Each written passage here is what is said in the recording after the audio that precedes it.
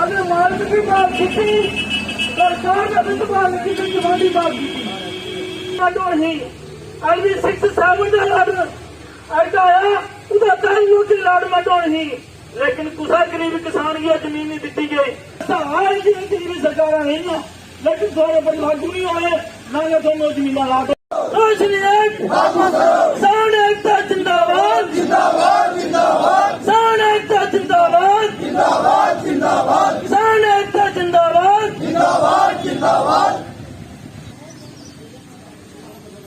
स्नेहा दिता क्यों नहीं किया और ये सारा कसूर रेवन्यू का था।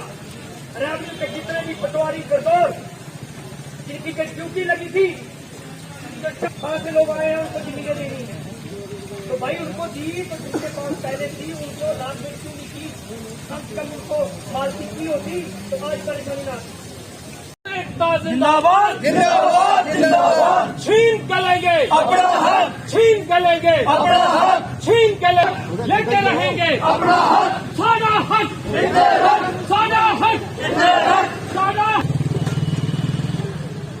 भारत माता की भारत माता की भारत माता की आज ने इस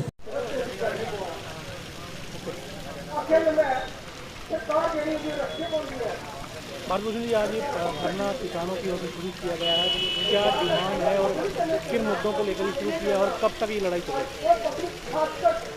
अभी तो ये अंगड़ाई है आगे बहुत लड़ाई है। आज का जो धरना है जैसा आप सबको पता है कि जो स्टेट लैंड जिसको सरकारी ज़मीन कहते हैं वो लोगों से निकाली जा रही है। लोगों के गांव-गांव में जाके नोटिस लगाए जा रहे हैं और लोगों से कुछ खाली भी करवाई जा रही है। हमारे चंगी के जहां किसान आए हुए हैं उनके कल वहां से खाली करवाई गई है। तो इसी के विरोध में हमारे जो ये किसान भाई हैं आज किसानों के बैनर के तरफ वाटर यूनियन के बैनर तले ये आज इकट्ठे हुए हैं।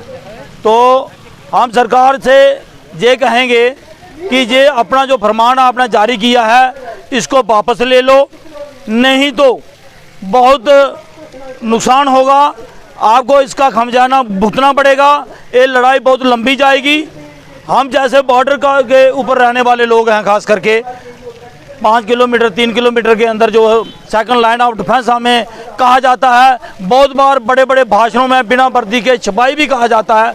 अगर आज उन सिपाहियों को ही सरकार हिलाना वहाँ से चाहती है तो मैं कहूँगा कि इनके जो वर्दी वाले सिपाही हैं उनके लिए वहाँ रहना मुश्किल हो जाएगा। यहाँ पर रोशनी एक्ट को लेकर बात की गई है। ये एक्ट बना था और यहीं के जम्मू पे लोगों ने नेताओं ने ये पिटीशन करके उसको खारिज करवाया था। इस पर क्या कहना चाहिए? मुझे ये लगता है कि जिन नेताओं ने ये पिटीशन दायर की है उनको किसी और नेता से खुंदक होगी और वो बच्चा था जिसने ये पिटीशन दायर की, वो जमींदारी ना उसके बाप ने की ना दादा ने की, कभी वो जिम्मेदारी के बारे में जानता नहीं था और ना ही मेरा ये मानना है कि वो जम्मू कश्मीर के इतिहास को ही नहीं जानता था कि जम्मू कश्मीर की जो स्टेट लैंड है उसका इतिहास क्या है, वो सरकार कैसे हुई, कौन कौन सेक्शन से हुई और किसकी सरकार हुई, वो जानता नहीं था। और उसने ये पिटीशन लगाई किसी एक ब्यूरोक्रेट से, किसी के एक पॉलिटिशियन से उसकी कोई जिद थी तो वो उसने लगाई, लेकिन उसने बहुत गलत किया और एक किसानों के साथ गलती हुआ। आज मुझे वो बताए कि उसकी पिटीशन से रोशनी एक्ट कैंसिल होने से क्या जम्मू में, बठिंडी में, सुंजमा में एक भी मकान जो है रोशनी एक्ट के तहत जहाँ का इंतकाल हुआ और वो मकान गिराया गया है। सरपंच साहब आज आप भी इस धरने में शामिल हुए हैं, क्या डिमांड है यहाँ के किसानों की और सरकार की ओर से जो फैसले लिए गए हैं किस तरह से देखते हैं? मैं आपको बता दूं कि अभी थोड़े दिन हुए हैं कि जो सरकार ने एक नया आर्डर पास किया है जिसको हम काला कानून या काला आर्डर समझते हैं। सरकार ने आर्डर पास कर दिया कि जितने भी हमारे किसान भाई जो 70 साल से जिस ज़मीन पर खेती कर रहे हैं, खेती के लायक जिस ज़मीन को उन्होंने बनाया है कि उस ज़मीन को निकाला जाए। सबसे पहले हम सरकार से ये पूछते हैं कि जो हमारा भाई किसान 70 साल से ज़मीन पे खेती कर रहा है, वो अपना परिवार, अपने बच्चों का पालन पोषण उसी ज़मीन से कर रहा है, लेकिन आपने एक आर्डर कर दिया कि इस ज़मीन को वापस लिया जाए। आप इस ज़मीन को वापस लेकर जो मढ़ीन तहसील में 39,182 कनाल है, हीरानगर में भी है, पूरा डिस्ट्रिक्ट क्या पूरा जम्मू प्रोविंस में ये जो ज़मीन जो हमारे किसान भाई खेती कर रहे हैं वो ज़मीन ऑलरेडी लोगों के पास है। आप जो सारी ज़मीन लेकर इस ज़मीन को आप लेकर करेंगे क्या? पहला तो हमारा सवाल ये उठता है कि आप इस ज़मीन को लेकर किसको देंगे? कौन से ऐसे बशिंदे हैं, कौन से ऐसे लोग हैं? आप हमारे जो हिंदू भाई, जो मुस्लिम, सिख, ईसाई सभी जो ज़मीन पे खेती कर रहे हैं, आप उनको बेघर कर देंगे। और ये ज़मीन आप कोई पाकिस्तानी को, कोई बांग्लादेशी है, चाहे कोई बाहर की कंट्री का जो जहां आया हुआ है, आप उसको ज़मीन सौंप देंगे। कम से कम लोगों को एक क्लियर करें कि ज़मीन आप लेके क्या करेंगे। अगर आप ये ज़मीन किसी और को देना चाहते हैं तो जो हमारे हिंदुस्तान में किसान भाई, किसान अन्नदाता जो ज़मीन फसल लगा रहा है, आप उसको अलॉटमेंट क्यों नहीं करते? मैं मीडियम के माध्यम से ये बताना चाहता हूँ कि जो सरकारें थी, सरकारों ने क्या किया, 47-71 जो रिफ्यूजी जब रिफ्यूजी जहाँ आए उनको ज़मीन लाट की गई। ये ज़मीन कहाँ से ली? जो हमारे पुराने किसान भाई थे उनसे ज़मीन लेके उनको मालकान हक दिया गया।